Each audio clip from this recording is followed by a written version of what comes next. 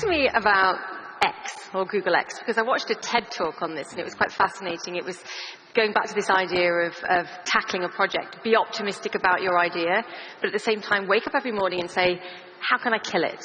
Search for those weaknesses and make it okay to fail. Well, Google X, and now known as X, was designed by Larry and Sergey to try to address problems where it's a 10 times better gain. Something has happened in the last few years which makes it possible. It affects a huge population, and there's a consensus that it's now possible to solve that problem. So, for example, our initial AI work came out of Google X. All of the self-driving car work has come out of Google X. Much of the Google Life Sciences work came out of X. So the model works. So the way to state it is that at any given point, there's a set of classic problems that have not been solved, but there's a problem or two where the technology, the investment society, there's sort of a consensus that with a concerted push, what we call moonshots, a real push, investment and attack it, we can make significant gains. For example, the Google balloons, which are floating around the southern hemisphere. I said it'll never work. Of course, thank goodness they didn't listen to me. This is a box that has an LTE signal from the satellite all the way, the balloon, all the way to the ground that provides LTE signals in rural parts of the world. It's a game changer for those people. How do you choose? How do you choose an idea? How do you choose where to invest? It's a consensus-building process. You have scientists who are irrepressible and overconfident and sure. You have business people who check the assumptions and say, does this make any sense? And you have a lot of experience, especially in the form of our founders who've done this their whole professional lives. What don't you want to hear from these guys? Don't want to hear from? Yeah, from someone who's pitching you. What don't you want to hear? Everyone asks what you do. What don't you want to hear? I want to hear that everybody is focused on this new architecture. And anybody who's coming in with plans based on the earlier architectures, you're not going to make it. You need to be on scalable plans that solve real problems. It's so easy to solve a local problem. You need to dream bigger. Over and over again, we hear ideas that are interesting in a local context, but they're not big enough. So dream bigger, right? As a general statement about society, we need to ask the harder questions, and we need to ask for stronger solutions. There is a global emerging consensus around issues and so forth. Together, we're very strong. I think it's interesting that you're coming into Europe, you're looking at specific countries and going, actually, what can we tackle here? When at the same time, you're facing quite a fierce backlash from the regulators over competition issues. I want to do a quick survey, get the audience involved again. Uh-oh. Hand up if you use an iPhone. What do you think of that, Eric? So much for the Android monopoly in Europe.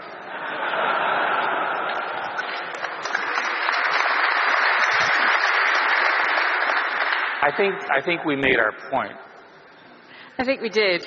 But I didn't quite expect that, but I mean, I would have given you a different answer. Let's do it the other way. No. Android phones?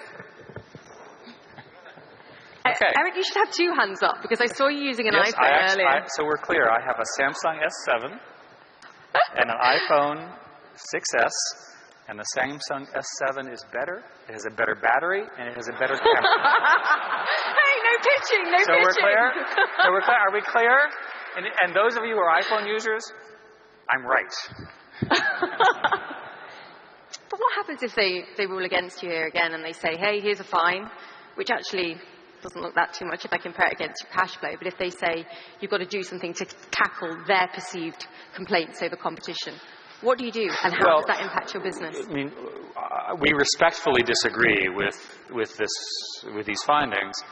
In the case of the search case, which is really about product search, from my perspective, it seems to me that they're ignoring the enormous success of Amazon, right, in their analysis.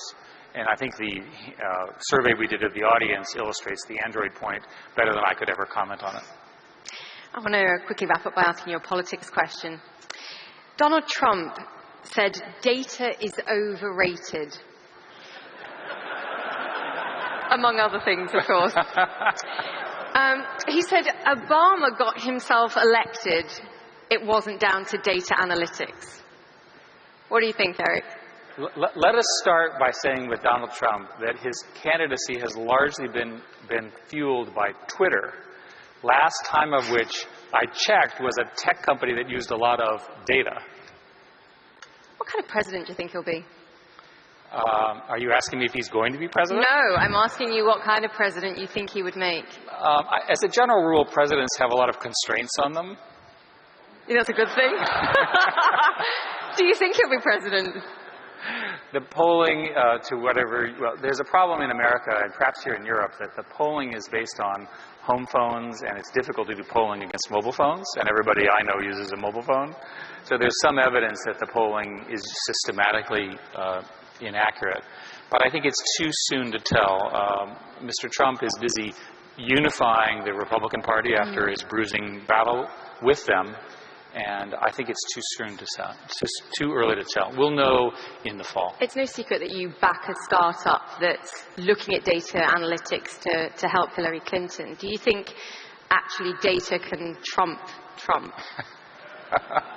I'm not going to make any predictions. What I will tell you about politics, and again, this may or may not be, each country in Europe is different with respect, but in America, it's possible to use data analytics to understand voter preferences and to encourage them to get more educated about both the threat of the other guy and the benefits of the current female candidate. I've had my fair share, guys. I'm going to open it up to questions. If you can keep your questions really short, that would be great. No pitches. We've done for pitches today.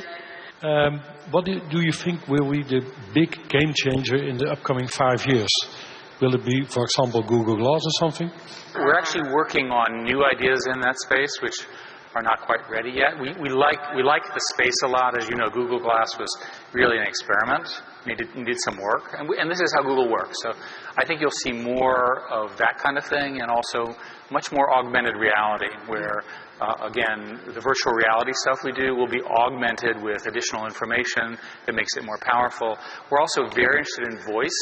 We've now had huge breakthroughs in voice. Something like 20% of the uses of our Android stuff is now voice-based, and we think we can get that significantly. So we're very interested in eyes, ears, voice, communications, and exploring that across all of our products.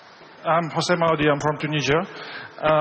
We're here with Tunisian delegation, and I wanted to ask you, now that the Middle East and North Africa startup scene is booming, yes, and we saw you closing your offices in Egypt and in Tunisia, what is your future plans for this region?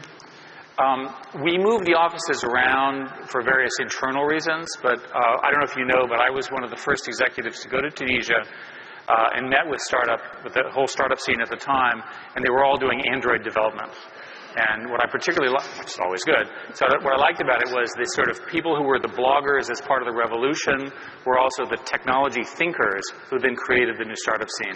So there's no particular correlate with opening and closing offices. We're very supportive. Hi, my name is Bertrand de Katen. We do yield management for websites, and we use one of your products. As a startup, our main issues are keeping focus and make sure that our cash flow is okay. Well, your cash flow is okay, but if you have 5 chat apps, like Allo and your Google Hangouts, how do you choose how to keep focus on which chatter? Yeah. So me, I'm using Allo. Yeah. Because I always try to use the one that's actually the strongest and most powerful one. I understand, but that's you as a person, now you as a company.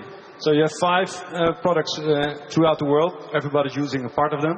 So how does a company like you? Well, it depends on how well they work. But assuming Allo does very well, the others can be integrated into that effort over time. Somehow people have made this into a big deal. It's not. We're trying to do things that are new. As they become more successful, it's easy to integrate the others into the winning product. Is it a significant challenge to Facebook? Are you in what you've got here? Or is that not the point? No. Well, first, I hope it's not the point. But the big companies spend all of our time partnering and competing.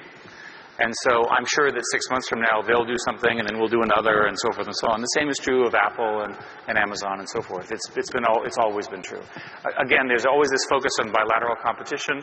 It's better to understand these as large companies which are innovative in different architectures, which are each trying to serve their customers and do things in a different way. And that competition produces enormous value, right, to you as consumers. Awesome. Eric Schmidt. Okay, thank you very much. Thank you. Great.